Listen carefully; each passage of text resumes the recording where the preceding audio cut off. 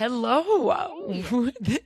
Laura, Hi. it's so great to have you here. Thanks for having We me. are here with another episode of the Anna Angle, a Brava sponsored podcast.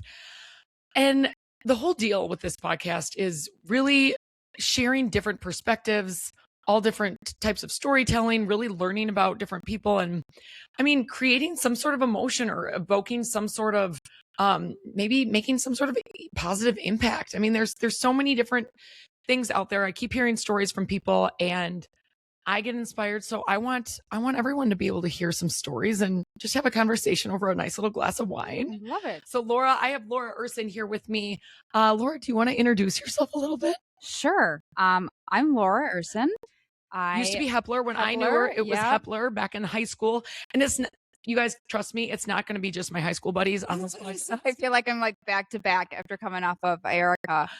So, yeah, Anna and I grew up together. It was kind of funny because there was like three sets of families where the youngest sibling was all in our grade, and then the older sibling was in the grade up. Yep. And we all kind of were like in the same things, whether it was sports or music or choir, things like that. We all kind of had our little niches. But I think Anna and I really reconnected when she moved back. Yeah. And I don't know if we're ready to get into that story yet. Absolutely. So I used to teach. I taught middle school math. I taught for 15 years, and then 10 of them was in Sun Prairie. And I live still in the neighborhood that's like next to the middle school that I taught at. So we like intentionally built our house thinking that I would just walk to school, and then my kids, once we had kids, would go to the elementary school, which they do now. Oh, I didn't realize that was the reasoning that you built the house there. Well, because we lived on the west side, and at the time, my husband Mike, he was driving to Sauk, and I was driving to Sun Prairie. So we literally would like go down Whitney Way and then like split on the Beltline and go opposite directions. Yeah. But we were both driving 30 minutes. So we had this conversation of like, okay, if we want to start a family, like, our kid's going to sit at daycare for an extra hour? Are they going to sit in the car with us? And like, why are we both doing this? So anyway, we moved. But I remember, I don't know if my sister Katie said that you were back in town, but I remember I was like driving into our neighborhood, and also I see Anna with this dog in the sky. And I think I literally like slammed on the brakes, put it in reverse, rolled down the window and go, Anna? And I was like, what are you doing? And she's like, well, this is, let's grab coffee because this is a story that's not going to happen. Yeah. I am like sitting in the middle of the intersection. Exactly. But yeah, then we like reconnected, had some coffee, and how many years ago was that? So I think we connected for coffee though before that, because you reached out to me and said something like, hey, I heard you're back or something. And I was like, and you guys, I was back for, my ex-husband and I had just separated. I had this huge hip surgery looming, and I was living with my parents. Yeah. And then you and I met for coffee at Grace in Sun Prairie.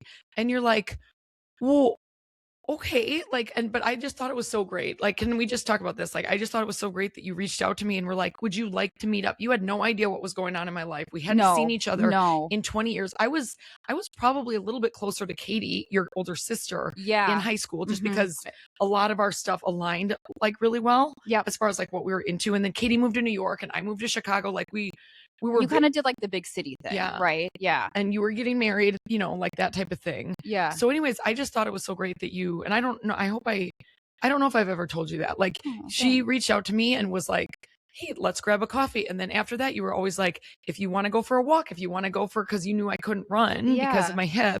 And then, and then I just happened to start dating someone in your neighborhood. And that was what it was. I was wearing that Chicken Licks t-shirt. I was like, hey, okay. And she was like available for me, dating someone in the neighborhood. And then it was just great. I'm so grateful that our paths recrossed and that you had the guts to like reach out to me in the first place, right when I moved home. And even if you guys, Laura has two boys who are into all the things. But they're like, we're kind of we're not like completely in the thick of things, but I have a 10-year-old and a 7-year-old, and they're involved in swimming and activities, and I think we'll maybe get to that later of just like finding that balance where it's like, you don't feel like you're the Uber constantly, you're schlepping your kids everywhere, but you know, we try to find like downtime and still time for dinner and things like that. But Yeah. But like I just even though we don't hang out like every other week or yeah, anything, but we still like we'll still message and be all like the time checking and in, checking in, things, making sure yeah. everything's good, making sure families are good, making sure like all the things are good. I mean, I just appreciate your friendship so Aw, much and I'm very grateful thanks. for it. And Yeah. I should have, you know what I should have done? I have it over here. You gave me when I first moved in, when I left my parents' house, Oh, your and plant? I have it right there, Is Laura, it and still alive? it's gigantic. And It's Laura super gives me this plant, and at that point I hadn't gotten into I'm like more into I think you gardening. just moved in. I had just moved into Yep. my apartment downtown, not this one, but the other one. Yeah. And she gave me this plant and she's like, don't worry. It's like, it loves being ignored. And I I was like, literally went to the place and be like, I need the plant that can for be someone that doesn't do plants. doesn't do I'm grabbing the plants. plant. Can it be ignored? The most neglect that you can possibly do. And the lady's like, I got you. So I think it's just this little cute, but it's like a plant store on Willie Street, maybe, or Atwood, one of the two. Super cute. Yeah. You guys, if you are watching, if you're not watching, I just went to go grab, we're going to put it on the table because this is I forgot what it was called. it's some sort of cactus, but like it's growing another one. Yeah, you have like a baby. I know. Yeah. And it's just separated. If you can't see it, it's a super bummer. It's cute. a really cool cactus. I Well, I'm water proud it. of you. I know. You're doing it. Look at me. This is like a symbol of our friendship. Yeah. And it now keeps keeps growing and you going. don't have to mess with it all the time. But you Yeah. know what? It's here. Is that annoying? You give Is that it gonna some be love. annoying? No, I love it. Okay. Well, I think it was like the vase I helped pick out. And I said, oh, I want like something fun. And It's fabulous. It makes my day. So Yeah. anyways, welcome, love it. Laura. Like I Thanks. said, it's hard for me to call you Urson because I know you so well as Hepler, but I I know. also love your husband and you've been married almost how many years now? 18. We just had 18 in June. It was funny because our anniversary is summer solstice. So this year was like Father's Day, and my parents were back for their 50th. Shout out to Jackie and Bob. 50 years. That's hard. Hard. I can't even do 7. So like I get it. Yeah. Well, so my mother-in-law is a former judge, and she did like divorce and juvenile cases. And she always told me, like, she's like, it's harder to stay married than it is to get divorced. And there's obviously circumstances, but like, there's days that, I mean, I love my husband, but there are days that were like, oh my gosh, you're driving me nuts. And I'm sure I do the same for him, right? But yeah, we celebrated 18. God, congratulations. Let's have a little Thanks. cheers Let's of that. say, We haven't even had a cheers. sip You yet. got to introduce your wine. I am What going do to you got? introduce my wine. Ooh, that's like a big Chardonnay. Okay.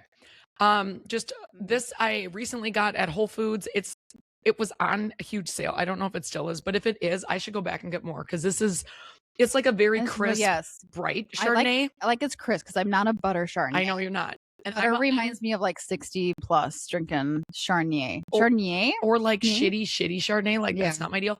But this is you guys, this is Rayburn Chardonnay 2023.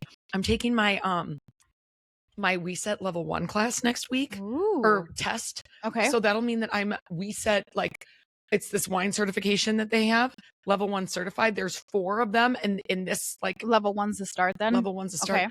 But you know, what do you get? Like, what do you? I'll have a certificate, but the big thing for me is once I have this certification, I could potentially host like.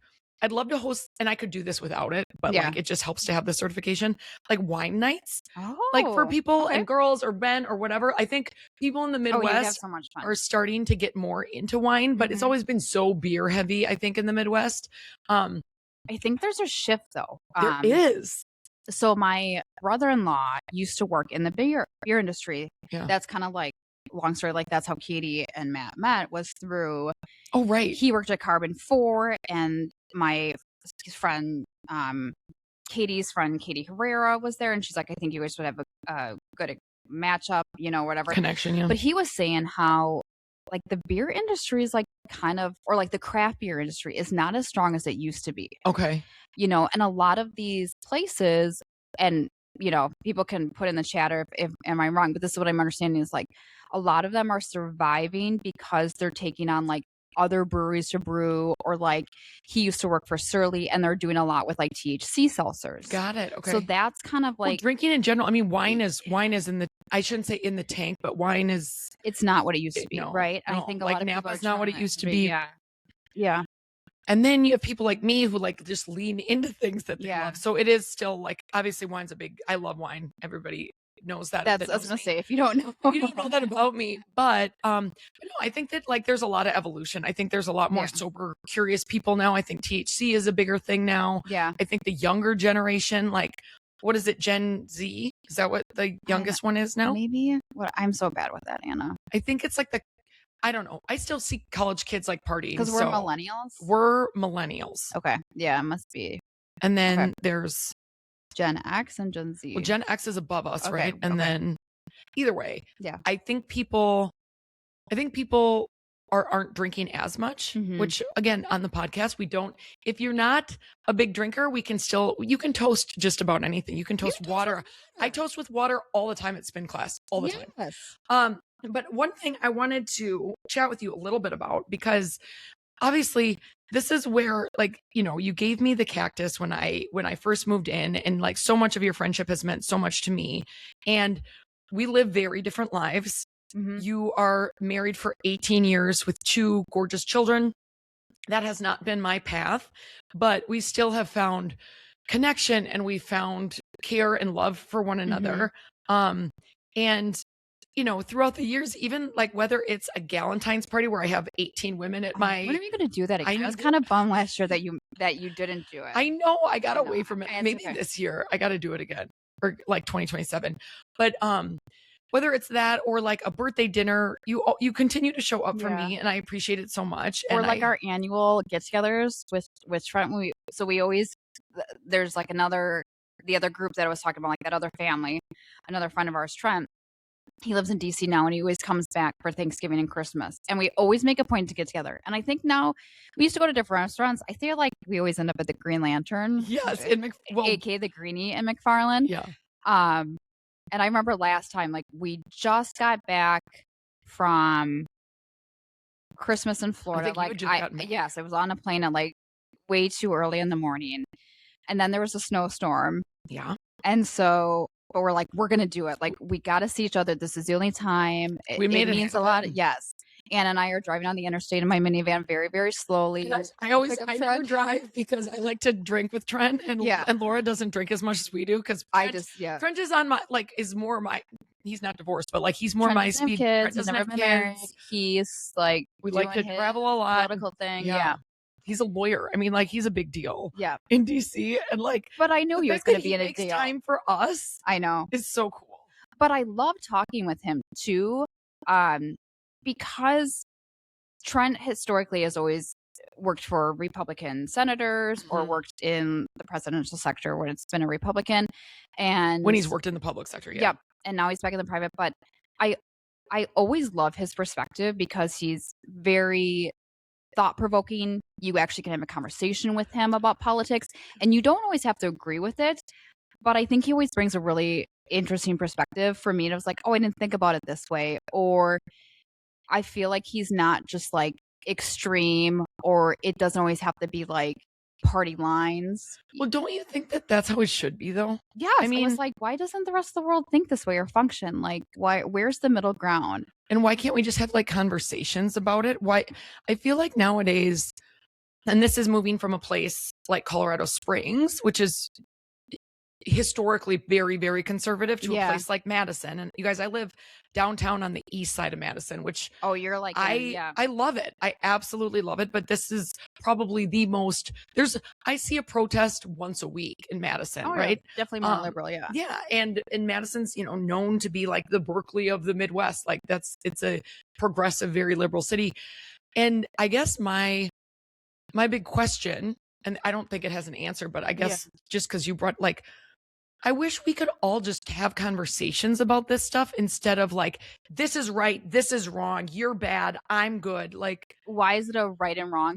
So when I taught, this was always like a thing that I struggled with, where it's like, and it doesn't matter what. So Laura was a teacher for 15 years? 15, 10 was middle school. Okay. 10 was middle. 7th grade math. Yeah. And like, that's a very impressionable age. I guess anyone that knows middle school, like, no one likes middle school. There's so many hormones. It's awkward, and it's supposed to be. And that's another thing I feel like we should talk about is about peaking. Like, when do you hit your stride? because I always would talk to my middle schoolers about like this doesn't want to be your best years. Like if your best years are happening at like 13 to 18, like what happens after that? But back to politics, I would always struggle with that to say like, if I'm supposed to teach these kids that you should be working together, Yeah. like that we should cooperate, you should be a team player, like, this is what people are looking at in their job. Um, why aren't our politicians doing that? I don't Like, know. why can't we work together? And like in any relationship, you have to give a little. Like, it's not going to be, you're going to get your way all the time. It's not going to be a 50-50. Why can't we find this middle ground of like, hey, I'll give up this, or let's evaluate this or reconfigure, and and you do that. But it's like, what are we teaching our youth? Like, why isn't this happening? And that's such an interesting perspective because like I don't think about it as much that way because I don't have kids. Yeah. And I don't think, maybe I should more, but like I don't think about teaching our youth as much as most as people with kids. Your brain's just different. Or plus like, I wasn't a teacher, right? Yeah. I'm sure my parents think about this all the time. Yeah. But I think about it just in my selfishly in my day-to-day life, because I just wish it wasn't so much of like, hey, you think this one thing, that means you're this. Yeah. I don't understand why so many of these things, it's like this or that, because both things can be true of a lot of situations. And we don't need to go down a rabbit hole of like what our exact political beliefs are. But I just don't, I wish it was more of a conversation and more of a, okay, like, let's evaluate this together than, hey, you believe this, so you're this way. Like, I don't know. Or and have maybe you thought about it that way. Right.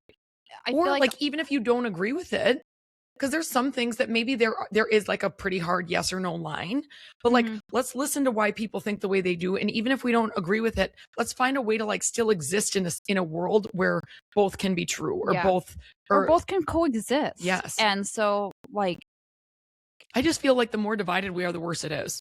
But it's like, it makes me sad. We're like, why are we so divided? Like, why can't we just get along? But you're right. Like when we have conversations with Trent specifically, because it's us three, and we always, you guys, and a couple years there's been many cocktails involved, and a couple years it was like a brunch, like different deals. But I think that's something that makes our friendship also so cool, is like we still can come back to it. We always come back to it. And it's not like we've never gotten in like a big fight. It's more just like, okay, well, maybe you think a little bit more like this than you thought, or maybe you don't think as much. It's just, and it's really special is what it is. And like, again, not to keep touting McFarland Spartans, but thank God that we found each other, and like we've continued this friendship. We still have to find a time to go see him in DC. I know. Trent, if you're watching this or listening to this, like, we still want to throw that housewarming party. We need to. Trent doesn't cook, by the way. Like he's like a bachelor. Like we need to just go see him. And, so it's like but like just we give us your credit card. We'll throw your party. We'll throw the party. Yeah. So anyways, I don't know. I think that that's pretty cool. And like, again, not to make a theme for this specific podcast, but I think looking at things from different perspectives can change your life sometimes. And whether that's whether that happens to be politics, and I'm sure people could probably write in about how that couldn't work or wouldn't work, but I don't know. I truly believe the more we can try to understand one another, the better off we are. But so to get back to like, so our differences. Okay, you got married pretty young. I mean, maybe not for Wisconsin standards, but I look back and yes, I was young. Okay, so you guys, like, what would you say? And I love Mike. I love Mike. Yeah. What has been a key to your relationship? Okay, so let me kind of back up. So I met Mike when I was 17 in high school, and he was at UW with my sister. Freshman. Wait, you met Mike when you were in high school? Well, I met him as like the guy my sister liked, which is so crazy, right? But he was in the UW marching band. To be clear, she's got a very, very good relationship with her sister, because this could go down a whole nother path. Oh no, this is like great. And for the longest time, like Mike and Katie and I did a lot of stuff together. Even like when we were married, like Katie ended up moving back with us for a couple months when she moved when she left New York. And So I met him, and I remember I made him. It got Gordon Commons at UW. This was like the old one, not like the really schwanky one. This Yeah, is yeah. when like Well, everything downtown is swanky now. when like Og had cockroaches, right? So I met him, and I'm like, this is like the guy you like, because he had long hair and he had a hemp choker, and I'm sure you can start putting two and two together. 2000, circa 2002, It must, 2003. yeah, He was in college. 2002. Yeah. Yeah. And we did not get along. I'm like, this is not like, and then they quickly dated and realized they were better off friends. Like, it was only a 2-week thing, so it's okay. But then my freshman year, we started dating because I would hang out at the trombone house because they lived in it, like in the band. Like marching band, yeah. Yeah. So at Madison, all of like the UW marching band, they had a couple of people that would live like in a section house. So there was a trombone house, there was a tuba house, the trumpet house, the percussion. But these were like places that we would have parties at, right? After a home game, one of them would invite the band all over, like, the trombones are throwing their party tonight. So they lived in the house, and I would go over, and Katie and I would make dinner together. And then we would go over to the library and we would study, but I just kind of got to know Mike more. And then we kind of started hanging out secretly with behind Katie's back, which was funny because I would either like stay the night and leave before she had a class or leave after because Mike was upstairs and she was downstairs. But yeah, so we ended up dating like right Thanksgiving of my freshman year, and we've been together since. So to kind of answer your question, a lot of it is like Mike and I dated for 5 years before we got married, and there was a big evolution, you know. And those are like your college years. Yeah, so it's, you know, you're learning so much about the world and yourself, and like, yeah, and like your I mean, body, you know, for Christ's sake. I was kind of not a dork in high school, but like I was very academic. I was kind of a little stuck up. I'll be like the first one to say it. And so I think we ended up like evening each other out. Okay. And it's funny because sometimes I feel I've had people say like it's shifted where Mike is a little bit more not uptight, but like a little bit more in line, and then I'm kind of more with the kids, like, oh, whatever. But don't get me wrong, like I will be the mom that's like, don't do that. Yeah.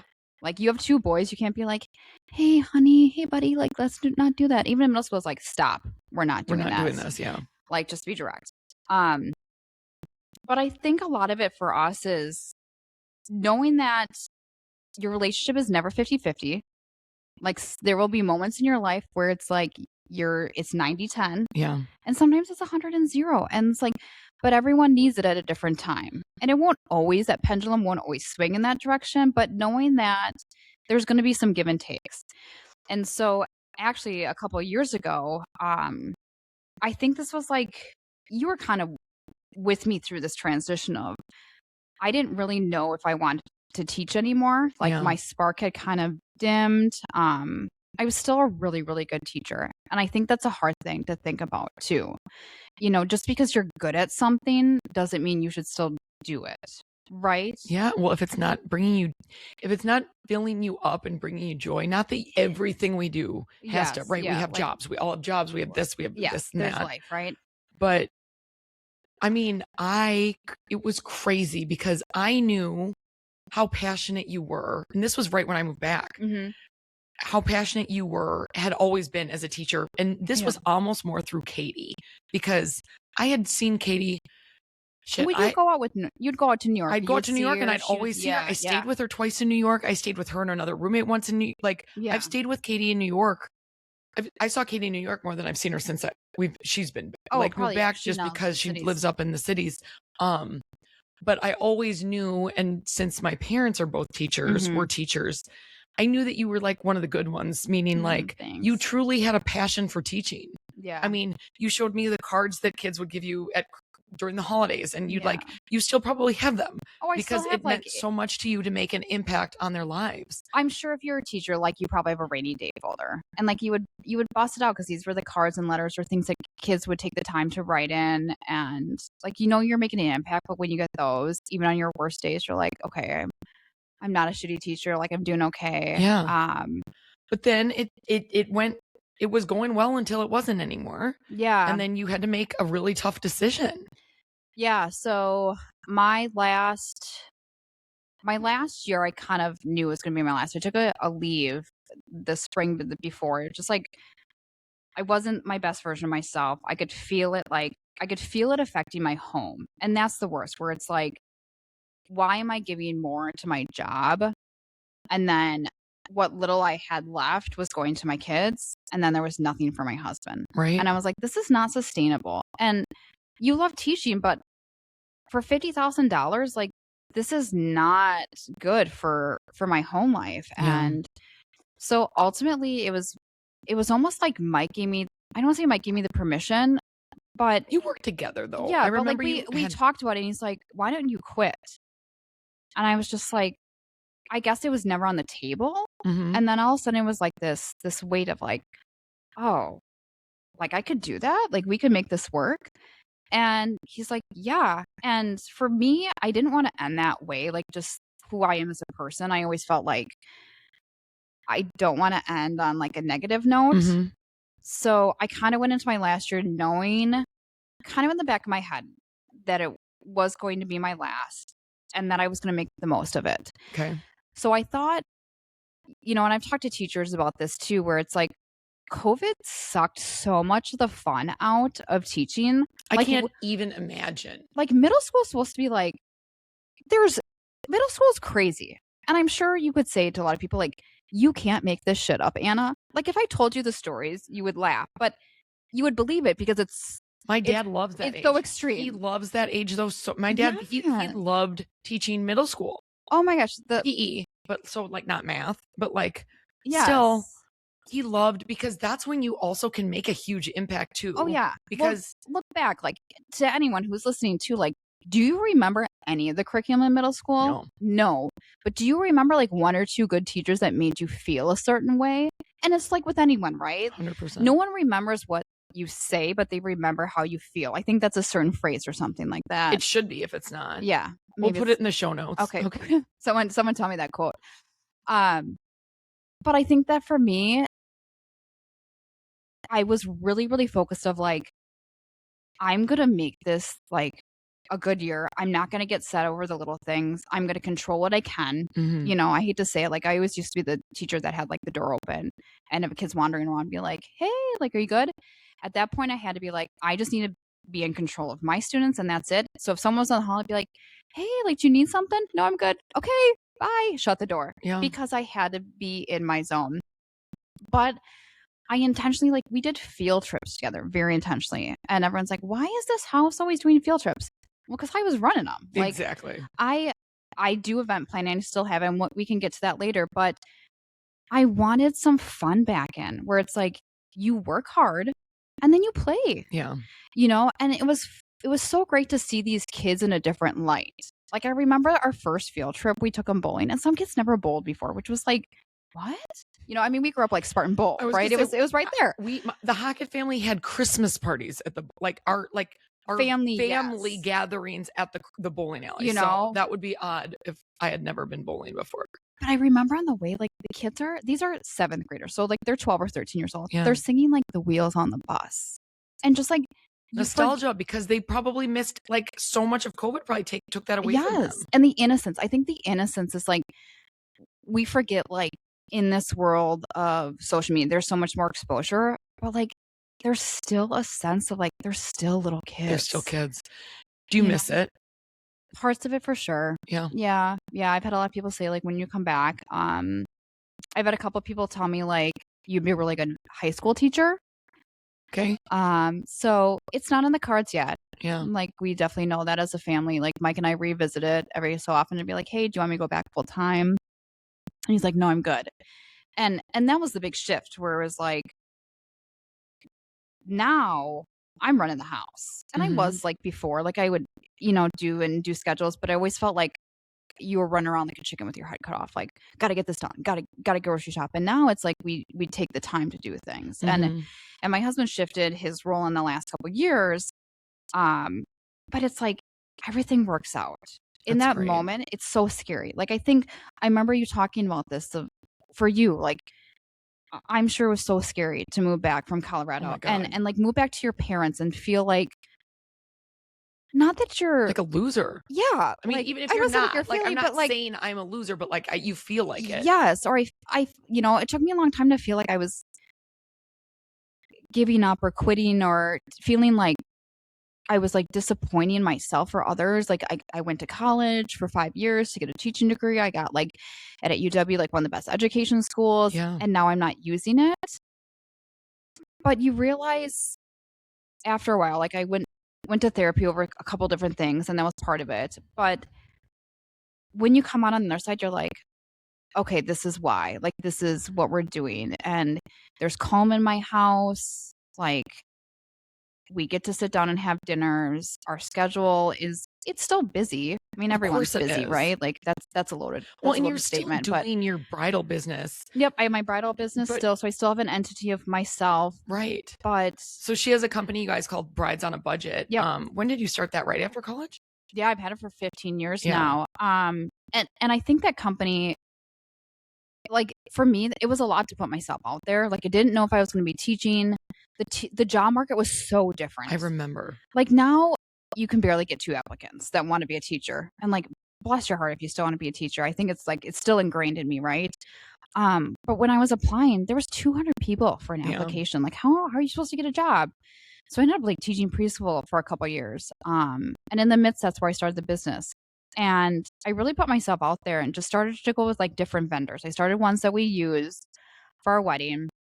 And I specifically remember like one conversation with Aaron from Daffodil Parker. They're fantastic florists on West Wash. Yeah, they're still around. Yeah. Oh my gosh, so talented. I think we've worked with them at Brava. Well, Continue. and like I've never had a bad piece. Like they've just wowed you, right? But I remember approaching her saying like, here's my idea.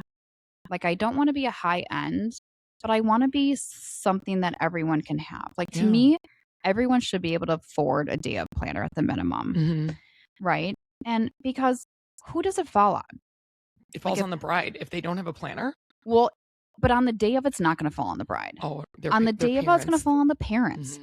Or And their friends. Or their friends. Like, do you want to be a bridesmaid and be like cleaning up in the night? No. Like, do you want as a mom, like, do you want to be setting up your daughter's centerpieces and table arrangements, or do you want to like get ready with her and enjoy the day? Exactly. And there's so much emotion with a wedding, right? There's the financial investment, but then there's the emotional investment, and you have all your friends and family there, and you want to celebrate with them. Of course. Like, I don't care if you hire me or not, but like, if you're getting married, get a planner. Yeah. It should be like 5 to 10% of your budget. And I've always said, like, why wouldn't you spend 5 to 10% of your budget so that the other 90 to 95 runs well? Absolutely.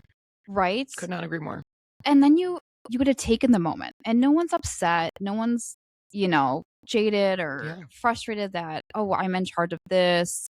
And for me, I just wanted to give that experience to everyone. Like, you don't need to have this $100,000 budget. You don't need to throw this over the top wedding. But you've worked with weddings like that too.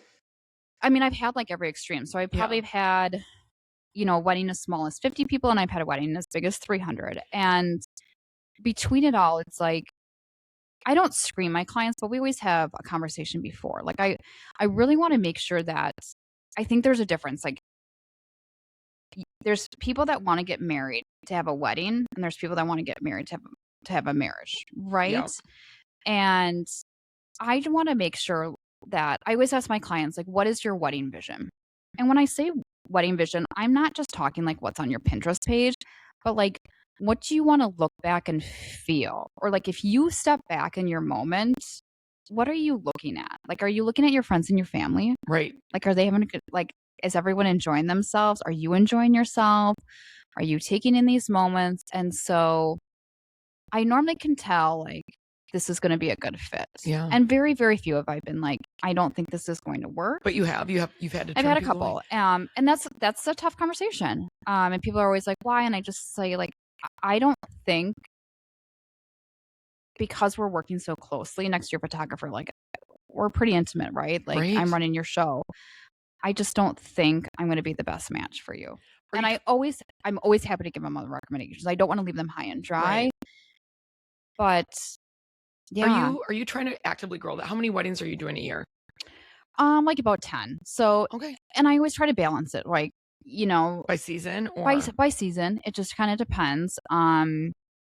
It's interesting because it used to be like the summer season was really busy, and all of a sudden the fall. The fall is where it's at now. well, look what's going on right now. I know. I'm like, would you want to get married right now, 90 degrees? I was And supposed to get these headshots taken today, and she goes this morning. It was yeah. supposed to be.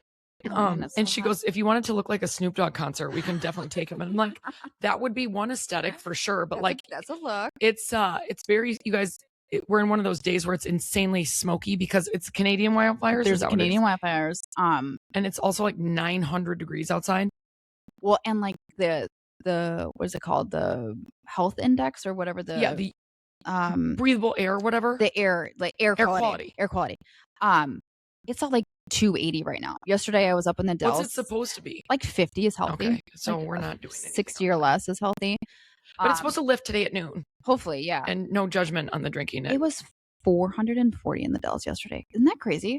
Like it was terrible in Chicago because I was down in Chicago. Ooh, is it more condensed because of the No, in city? Chicago, it was actually driving back home. I knew it was going to be worse. But just a really quick circle back though, Laura, I think that what you said when I was asking about like, what has made you and Mike work, I think you said a couple really, really cool things about the fact that he was so supportive of you in this massive life change of taking a step back from work. And yes, you're still bringing in income. You're running the household. You're doing, you guys, if you go to Laura's house, like you're having green juice and these amazing muffins and these amazing salads. I need to bring the juice back. And it's just off the charts. And like, you're running that and you're still bringing in income through the wedding business. Yeah. So it's not like, and not that you even would have to because you're running so many other things and making sure that the household runs smoothly.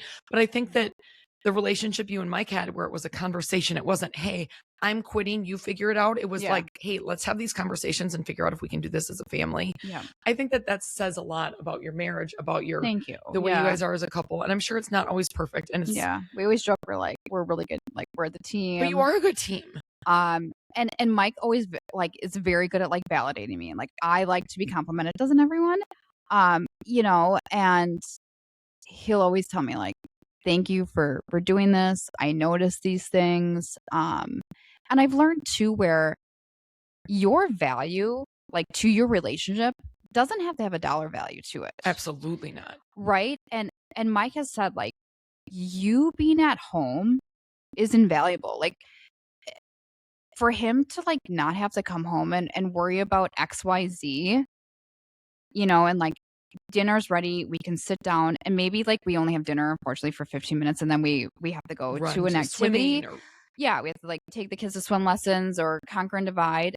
But those couple of minutes are really important to our family. And it's like for me, you've talked about this before and we have too, like we grew up sitting down for dinner. Same. Yep. Even in the midst of the craziness, and your parents were teachers and you guys were in all of your sports and coaches and things like that. But taking a couple minutes and like just sitting down and being present and like having a quick conversation or asking about how the day was. Yeah. I'm sure for the rest of their life, those kids are going to remember that. I mean, yeah. I think it's maybe like, not right now. Yeah. Because they're maniacs, right? They're little boys and they're fabulous, you guys, but they're just little. I mean, I read something where it's like, if your kid is great at school and in public, but basically like a shithead at home or an asshole, you're okay. And I was like, okay, cool. Because I remember like there were moments where I would be like blocking the pantry from Ben. It's like this very, very vivid memory. He wanted a snack. And I'm like, no, dude, like it is not. There's no need for that. And he is screaming. And I'm like blocking the door. And I'm like saying my mantra, like, you're not going to be an asshole. You're not going to be an asshole. You're not going to be an asshole. Like, I'm not going to let that happen. But it's really hard. I can't even, well, you know me. Kids are not my journey. And that's love cool. My niece and nephew. Love your kids. You are a rock star, Aunt Anna. I'm meant to be a yes. Aunt. We're also like we have our things, right? But I like and the other mantra I always take with me is my mom told me this, and it's like such a powerful thing. It's so simple. She said, I think it was like I was just having a really hard time. Like I had 2 littles at that point. Maybe it was like COVID, and we're like, how are we like functioning, right? And my mom said, Laura, it's hard to be a parent. And she goes, no, it's hard to be a good parent. Mm. And I take that something so simple, I just take it all the time where it's like, it is such an investment, right? If you want something to do well or you want to be successful at, like, you have to have an investment. Yes. And like, if you choose to have kids, your kids are your investment. And those first 5 years are so, so pivotal. And that's what I always struggle as a teacher, where it's like, there's so much research that our brains, like 80 to like 90% of our like brain development happens in the first 5 years. It's something insane.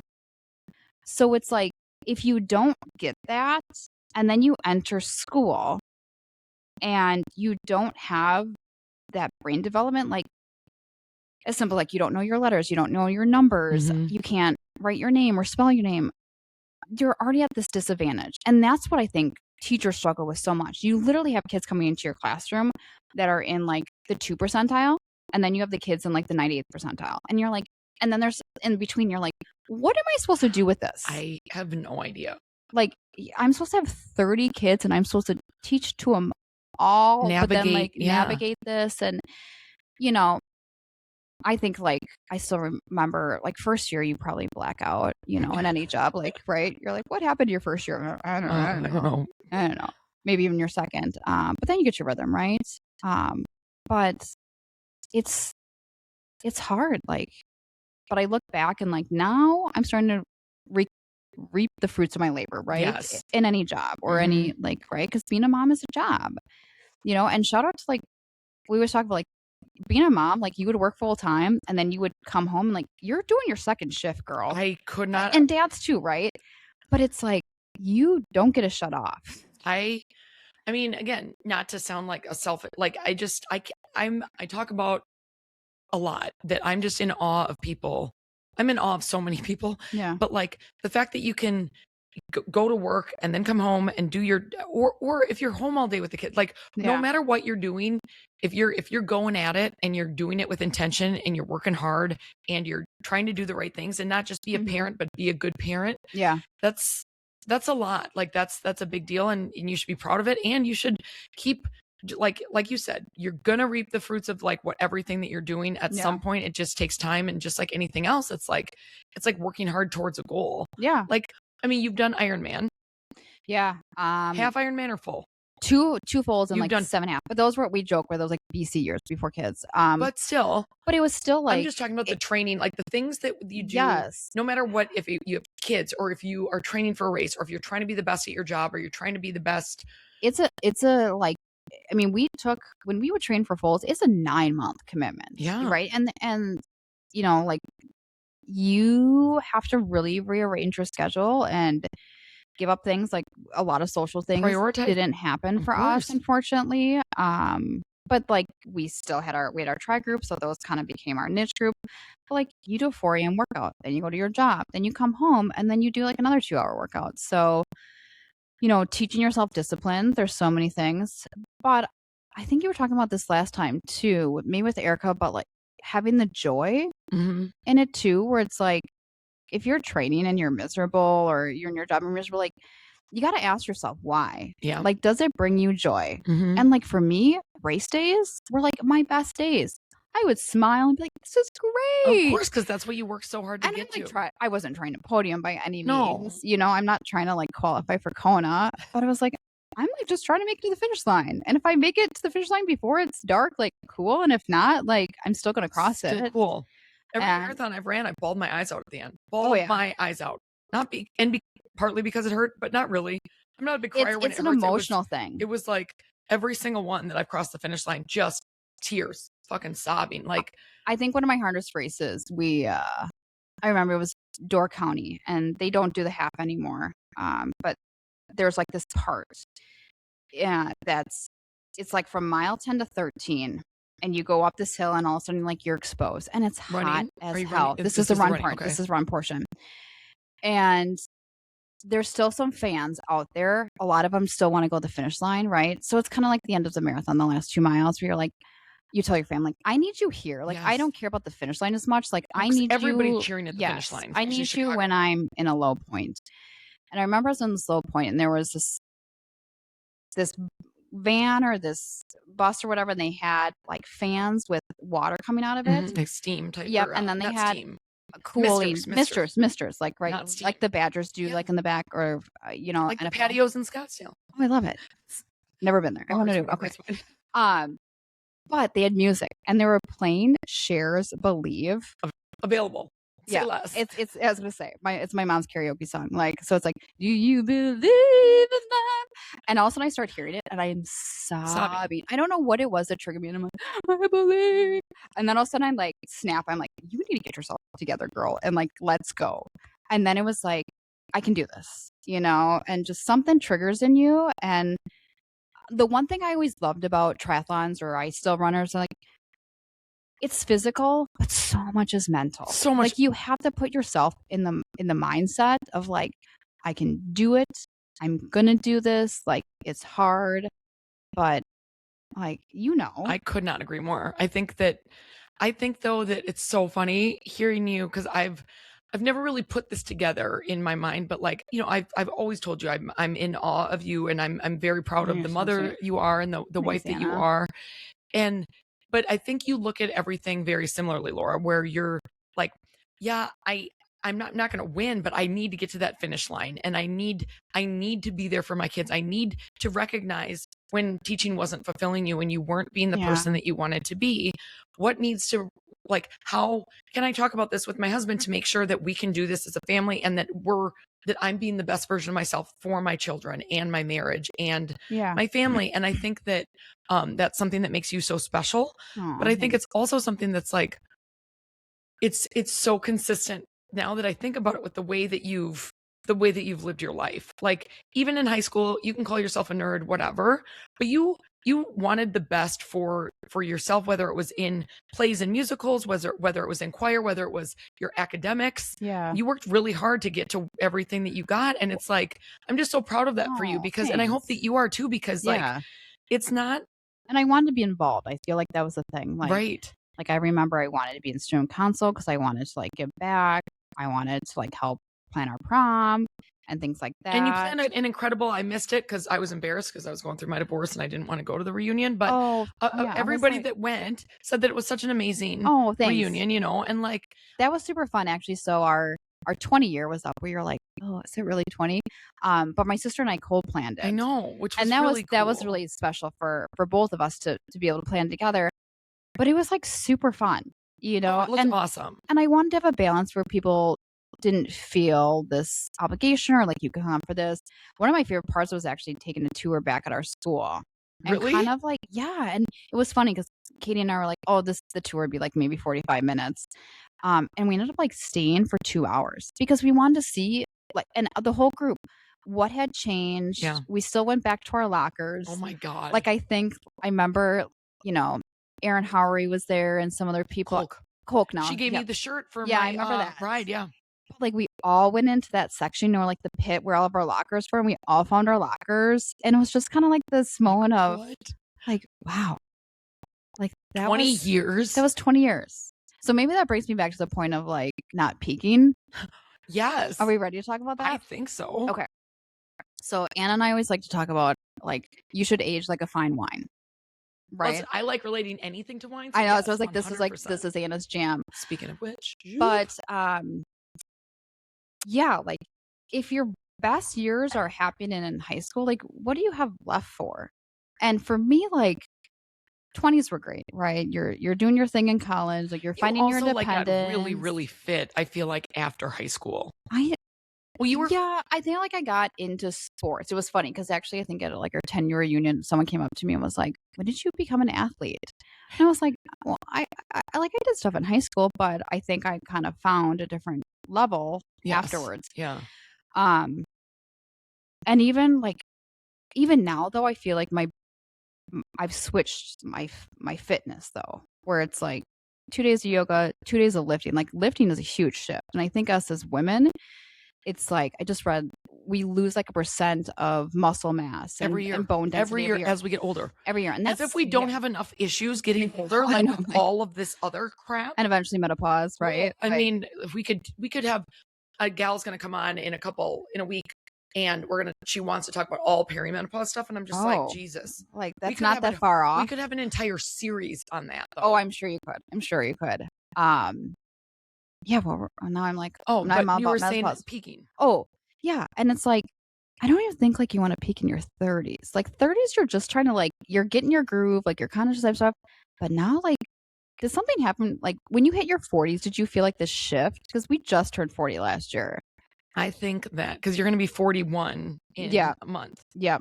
In August, right? Yep. And you just turned 40. I turned 41 in April. Yeah. In Paris. I know, in Paris.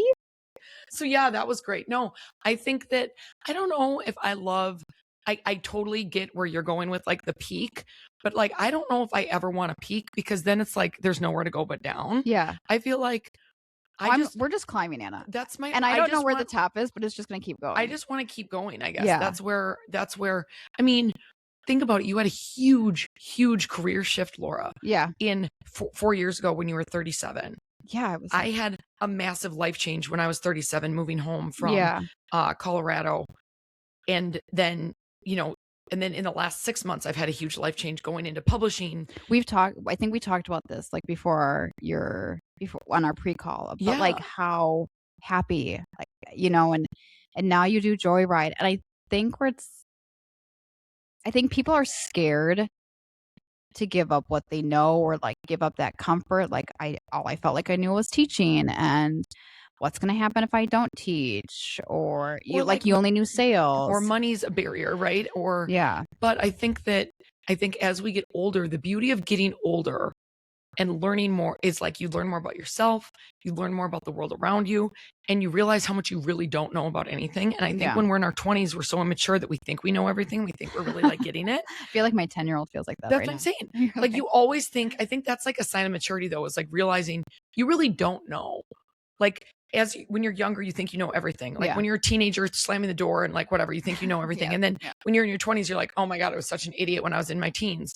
And then when you're in your 30s, you're like, God, thank God I survived my 20s, especially someone like me who wasn't married and like I lived in Chicago and was like living like a crazy person, but like also having a great time. And then in your 30s, you're like, oh, I'm really getting it now. Yeah. But then it's like, then you hit your 40s and you're like, wait, I haven't known anything this whole time. But now the not knowing isn't a comfort, but it's also like now it opens up a lot more doors for what could be or what could potentially happen. But you also start to know yourself a little bit better. I think you settle into like maybe a little bit of confidence with yourself as far as women and looks. And that's what I've heard a lot more about. I think it's like choices. Like all of a sudden you're just like, I'm going to choose not to do this, or I'm going to choose to do this, or like this fulfills me or this doesn't. Yeah. Like I'm okay with going to bed at 9. Absolutely. I see these things on Instagram all the time about like 6 boring things I do as a 45-year-old or 40-year-old or whatever that keeps me feeling whatever. And they're like, protect my sleep. I lift weights now. I'm strong. I'm not just trying to burn as many calories as possible to be as skinny as possible, but like I'm lifting weights. I'm going to yoga because it's better for my mental health than anything I do during the day, And I think stretching, like I think people forget, like you need to stretch your body, not just like old people, right? I think as we get older, it's a lot of the more reflection can take place and the more learning can take place as far as a lot of the things. I mean, like you said something so interesting. And now that we've had this conversation, and you guys, Laura and I talk a lot, like we're really good friends, but like the fact that I'm thinking about, okay, you were so good to me by reaching out, when I moved home and, I shared some things about the whole process of moving out of a house that I built and like all this stuff was a lot. And I was in a lot of pain because of my hip, but you still were there for me, even though, and, bringing me a plant and making sure that you guys, I will never not have this amazing soap in my house because Laura always brings me gosh, I love it. Which is like so silly, but like these are like tiny, tiny little things. And I'm not the biggest, like, I love giving gifts. I don't love receiving them because like whatever, but like I will take anything that Laura can give me because like it means I'm so particular about certain and things. It means from the like world to me. And I think that, I mean, even like the truffle thing, like, so every holiday season, you get together with your sister and like you make these chocolate truffles. And my friends, you guys, I'm talking about crazy wealthy friends. I'm talking about friends that have like the most expensive taste who think, and people that don't know anything, everybody across the board thinks that these truffles are like off the charts and like you need to go into business selling the truffles. And we joked about that. Whether it's like a gift or just showing up, I think that that's something that makes you always you find ways to give in like little ways that mean so much. So like, how did you get into that, or have you realized maybe as you've gotten older this is something that you want to keep leaning into as a woman, as a person? I feel like it's always like, if you've been in that position before, it's always like, how can I help that person? Okay. And it's like, I think little acts can make a big difference. Just like, can I make you a meal? Right. Like, can I bring you something? Like, let's get coffee together. Yeah. Because people just want to feel connected and want to be seen and recognized. And I'm that exact person where I'm like, these are things that I need to feel validated, and therefore, like, I want to do those things to make sure other people feel validated. Which is like so amazing. And I value friendship, like, a lot. Katie, my sister, and I have had many, many conversations about this. My sister is like my best friend because we're only a year apart in school. Yeah. Like 22 months. You guys 22 apart. months? Yeah, because I was a summer baby and she was a fall, so it ended up only being a year difference. I think in Matt school. and I are 18 months. Yeah, 18, 16. You're like like, that. And then you're like, oh my gosh, how do your parents do that? But my sister and I, we are in our own little world sometimes, in our own little club. We call each other, we're like, she's my co-pres, she's my best friend. Yeah. She's my sissy. So, but I think it's just like that power of connection. So we were saying with trouble, like just like giving back. So valuing friendships, I think for me, I don't have a ton of really close girlfriends, but because I'm like, how much can I give? And so the ones that I have, I want to give heart to, right? Much more quality over quantity. Yeah. And at this point, and when your life gets busy, like sometimes I was like, I barely have time for like myself or my spouse or my kids. So how am I going to find time for like 20 friends? Absolutely. But acknowledging people in different ways. The one thing for me is with the truffles is like, that is a highlight of my year. And these are like chocolate truffles, you guys, that literally, like everybody that's had them, and I'm talking about people with very, very high-end tastes. That always makes I think me feel good. The two people that I'm talking about that have Yes. extremely high-end tastes, like they literally are like, why isn't she starting a business to do this? I know, but it's like, does then the love come out, or like the passion? I don't know. You don't want to, so that's neither here nor there. But I think that. But then people like look forward to it every year. Yes. So some of the best things is, Anna talks about these truffles, and I think I need to tell people like, the truffles, but obviously, like, I'm a pretty minimalist here. Yeah. I don't keep a bunch of junk in my apartment. I mean, look around. It's very intentional, everything that you have. Everything is very intentional. But I still have the soap that you've given me. I love it. The plant that you gave me that literally 2 days after I moved into the first place, my first like alone place in Madison. And like, I have another plant over there that was given to me on a very, very special, sad occasion, but like it brings me joy because I keep the things. Purpose. Yeah. And I don't want a bunch of junk. Yeah. Like we talk about our parents, like being baby boomers, like they have stuff. And my mom's like an old Italian grandma at this point. So I'm like, whatever. But no, I think that it's so impactful, Laura, because the things that you do and the things that you've chosen to like stick with and do, like people find, like you said, people look forward to it. You look forward to it. Like, it's so funny because what did you say? The little things.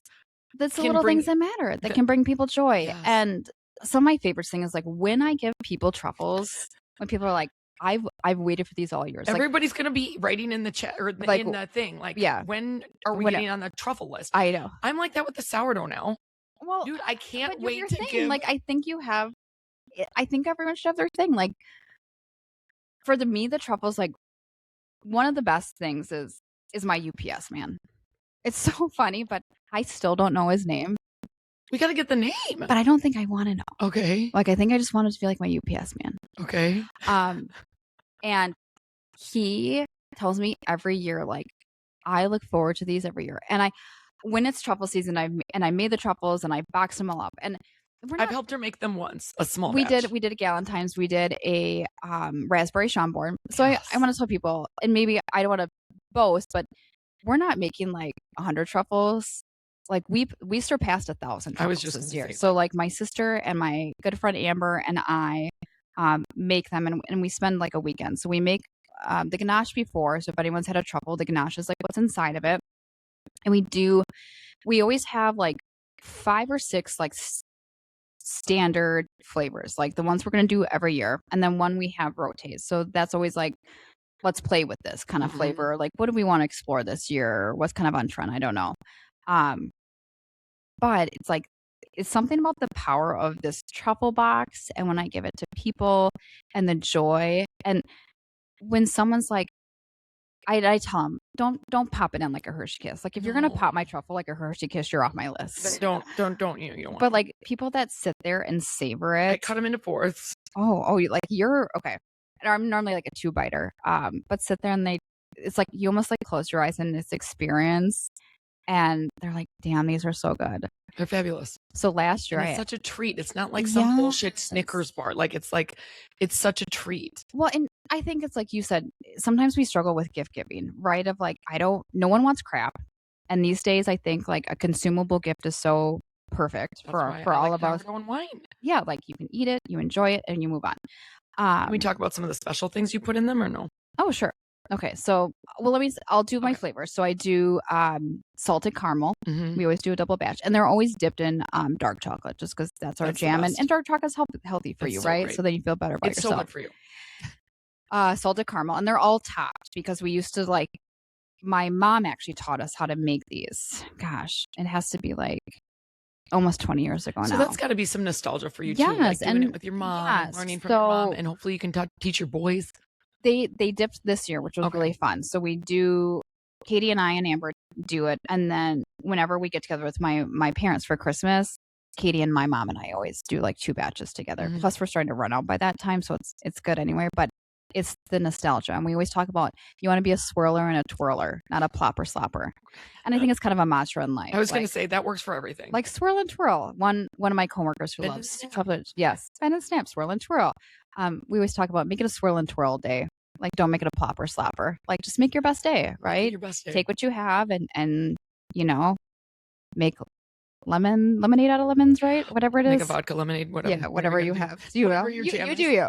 Okay, so you do salted caramel, peanut butter, and I think like the peanut butter I always think is like a very, very elevated Reese's. Like that's how I like to think about it. Orange Grand Marnier has become a really good staple. Yeah, I've had a lot of people like that one. We've done a raspberry Chambord, coconut, espresso, fab. And then there's always like a rotating. So this past year we did a ginger. I loved that one. Oh, thank you. It was like a little bit spicy. Yeah. Well, so and I think we always have if you don't have something that like you're adding like the caramel or the peanut butter or the coconut, you have to add a liqueur to it. And that's because it has to soften. Otherwise you're just like rolling the balls is very, very difficult. I could take that a million ways, but yes. The ginger last year, you guys, I'm telling you, this is in December. It's shitty in the Midwest. A glass of red wine and one of these truffles. Like, are you kidding me? Are you by the fireplace when you do it? I hope so. Okay. Obviously not in the loft here, but like if I'm at the man friend's house and I'm by the fireplace all day long. Well, so then Anna wants to talk about the special ones. The special ones. So you have to be on a very special list to make this. Oh, you do? Well, I'm on the special list. Well, and I can't be like, everyone gets these. You get a box. You get a box, and you get So we do make a special one that is Orange Grand Marnier, and we add a little extra something if you are like that. Yeah. So we. And it's a concentrate, or is it oil, or how do you do it? What is? Oh, it's a resin. A resin. That's what it is. A resin, and it's legal, so we're not like. Yeah. Well, and I go down to Rockford and I get it from a place. Like I don't just get it from like some random guy at the gas station. Yeah. And they're so knowledgeable there. So I asked, and we've played around with different ways to do it. Like I've learned like you have to put it in when it's still really warm so that it mixes, because sometimes it'd be like one truffle would have like 1 milligram and the other one might have like 5 or 10. And so you get what you get. But now, I think we're more consistent. Have it really dialed in. I think it's really dialed in now. And the orange helps mask some of that. It's something to do with like a citrus helps mask that. The taste, yeah. of the special ingredient. Yeah. But you guys, I'm telling you, so for me, the special ingredient that we're referring to helps me sleep. I've had so many people say I've had my best sleep. It helps me like wind down and sleep. And again, I cut them into four, like even if I'm eating the peanut butter one, I cut it into fourths because I like to savor it. Because again, it's not a Hershey Kiss. It's not a Dove Promise. Like, no, I love Dove Promises too, though. But I like chocolate. If I'm going to eat, I like a dark you chocolate, like a rich, good dark chocolate. But it's some of the best sleep I've ever gotten in my life. Oh, and that's where this year I can't wait I want to give one to my mom to see, because they don't dabble. They just don't. They do what they've always done, right? But like my mom she just doesn't sleep much, and I think the calm and the wind down. Is it like not shutting the brain off? Yes, I mean, like your mom is like the Energizer Buzz. Yes, funny. She's But anyways, the special ones, every one of these is absolutely fabulous. But I think the fact that you throw in some of the special ones for some select guests. And we label them. Don't worry. It's not like you don't know if you're going to get it. Like they're gold dusted. It's very, very intentional. One year we weren't quite sure if we mixed up the ganaches, so now we're very, very like label, right? And you're weighing it. You're like very intentional about everything you do. Yeah. So, but I guess my point to the whole bringing up the truffle thing is like, you realized as you've gotten older, especially, because like it's grown since I've known you. From like doing a few to doing like thousands now. Yeah. And now after this, you're probably gonna have to do like thousands. But I think that like it goes back to what we're saying is like, enough about yourself to know you love giving people joy with small acts. And if that's whether that's, reaching out to a long lost friend that you hadn't talked to in 20 years about having a coffee when she's coming home because she's like living with her parents at 37, or it's delivering truffles to your UPS man, or I think that's so wonderful. And I think that's something that we all should like harness and hold on to, is like when you have these feelings, especially when it's coming from good things you're doing, not like this is all selfless, but it's bringing you joy at the same time. It brings me so much. Great. Like the process of doing the truffles with my sister and my girlfriend, and then we have certain music that we play. And I've gotten invited to truffle making before. I just haven't made it yet. But but we've, we did the small batch for Valentine's. I mean, if you want, I'll make it again for Valentine's. I think we probably should. They feel like you need to bring it back. I was thinking of doing like a harvest fest. Oh, I'm sure we can find a truffle for that. Like we could find a truffle for that. Like a pumpkin, like some sort of spice, like a harvest. Or like a spicy. We could bring something. Yeah. Some sort of spice. But I was going to say, maybe if you have any ideas, maybe they drop in the chat. Drop it in the comments. Because we're always looking for new ideas. And if it's so hard, because the minute we feel like we're going to pull out a truffle, it's always someone's favorite. But the ginger, I actually got the best compliment. Love the ginger. I thought the ginger. I think you should work that back into the rotation. Well, and so we used fresh ginger from Vitruvian Farms. It's out in McFarland. It's a fantastic farm. Shout out to Vitruvian Farms. And like they do so much for the community of how many restaurants utilize them. And Tommy is fantastic. He's one of the owners. And actually, we reconnected because him and his wife are in the band. Yes. And that's how we chose to like have our CSA through them and whatever. But they had fresh ginger during that time. And I'm like, did you shave it or grind it? We candied it. We candied it and put it on top. But like, did you have to how do you do that? Do you have to shave it first, or do you? We peeled it, cut it into pieces. Yeah. Honestly, Katie's the candier. Like Katie can does the orange and the ginger, and I'm like, that's your thing. You rock that. We all have our strengths, and we all kind of do it. But I gave them to some of the workers there because we would talk about it, and I got the ginger. They can kind of convince me to do them, and I gave it to one girl, and her friend owns Madison Chocolates, I think. Okay. And the lady, she gave it to her, and I got the nicest compliment. It was just like, she goes, those were amazing. She said it was smooth and boozy. And this is a professional that's telling me like that it has your stuff is good. Like she makes fantastic chocolates. That's Laura. And boozy and smooth. Like, does it get much better than that? And I was like, for someone like me, it doesn't. I was like, I felt like I was winning like an award or something. And so it's amazing. Like my truffles got talked to about like a really good chocolatier, and so I love it. Well, I just think it's so cool that you realize that like this is something that brings you joy, and then it's a tradition, right? And it's with the seasons, right? Like everything I know how much being outside in the summer and doing things with your boys brings you joy. And that's why you guys built that gorgeous patio that you have now. And I think, you and your guy friends still need to come over. I know. But like, I think that like, as we get older, to kind of like put a pin in that, like as we get older, we really realize the things that actually bring us joy versus the things that we just continue to say yes to because we want to do it all. Or you're just in a rhythm, like I've done it because I've always done it, right? But I think in like finding things that bring you joy, and you know, I think that that is something that also comes with age. At least I've noticed. Yeah. Like even recently, like, and I don't know. I think like travel is something that brings me so much joy. But look at you at Joyride now. Well, and that too. Like that's like teaching spin class. Last night I You're- got back from Chicago at 3 and I was teaching at 5:30. But was your bucket filled when you left? Oh my God. Like you didn't realize again, you it's needed not it? even about me. It's about them. It's about every rider in that room. And there's a whole nother story I could get into about yesterday. But either way, it was just, you know, I think as we get older, if we can lean into these things that bring us joy and like be intentional about making time for them. Yeah. And then not making time for the things that maybe really don't. I think that it is very common at our age specifically to start really being selfish. And that is a bummer.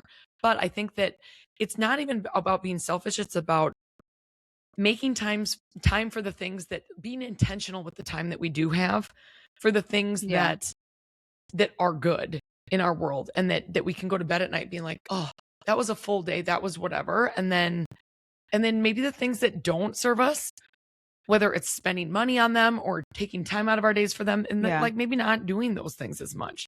I think it's okay to say no, right? Yeah. Where I remember I bought this sweatshirt when I was like ending teaching because it just like resonated with me. It kept on popping up on my feed, but it said she believed she could, but she needed a break, so she said no.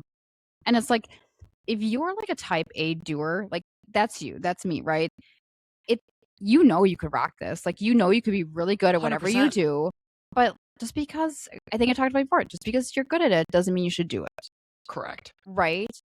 And it's like, I know I could plan this bomb ass event. I know I could do it. Like if it wasn't like the client match, I know I could do a really good job at planning a wedding. But like, is it going to serve me, or am I going to be absolutely miserable doing it? Absolutely. And then it's like, then that misery starts to spread. Of course. And how could it not? Yes, right? And it's like, you got to choose that.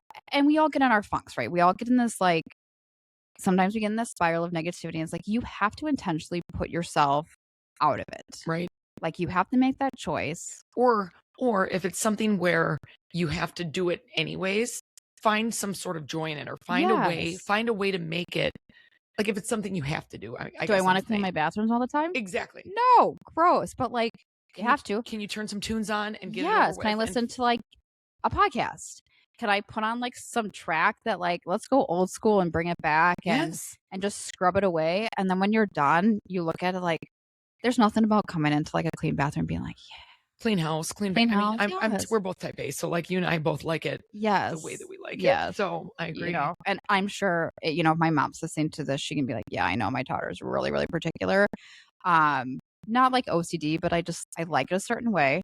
I like it to look a certain way. Like I just, you know, I like going to bed in my house feeling picked up. I agree. Right? Like I like waking up and like the bed's made, and you know, and well, my bed is in my living room because I have this big and loft, it is so made. It looks great. My bed is never not made. Okay. Unless I'm doing the sheets, but I have I think the key is having a second pair of sheets. Yeah, that's key. So you take the ones off and you want to wash them, then you put the new ones on, and you never have an unmade bed. But again, my bed is in my living room. Guys, this has been so wonderful, Laura. Like I could talk to you. I mean, you know, I know. We could just chat all day long. We've had times where my husband's like, "Are you coming home?" Right. And that's like when I just like happen to walk by our house and whatever. But what are you doing?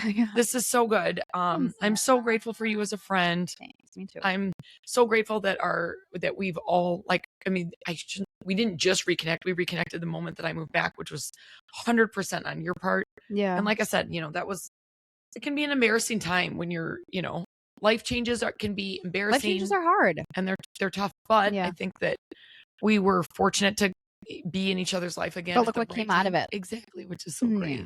So what would you like to toast to today?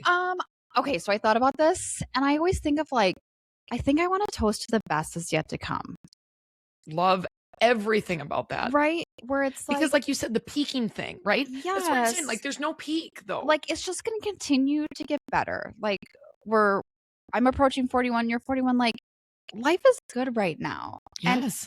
But it's going to be good because of what you make of it. And so I really think there's a lot of great things on the horizon for me, for my family, for you. Like you're killing it right now. And I'm really, really happy that, you've joined the Brava team. And we were talking about that earlier. How I think we talked, this was not on the podcast, but just how you're so happy and you have this great team and like you surround yourself with good people. And that's so important. But I know the best is yet to come for both of us because good. things we're climbing. We're gonna just keep climbing, and our fine wine selves are just gonna get keep better. Getting better. So well, cheers to you, that. Anna. Thanks for having me. I really appreciate it. And cheers to you all. Thank you all for joining us today. Stay tuned for more episodes of the Anna Engel. Laura, again, I cannot thank you enough for everything that you've brought to my world in the last, especially the last 3 years that I've been here. So cheers to you all. Cheers, you guys. Have a great one.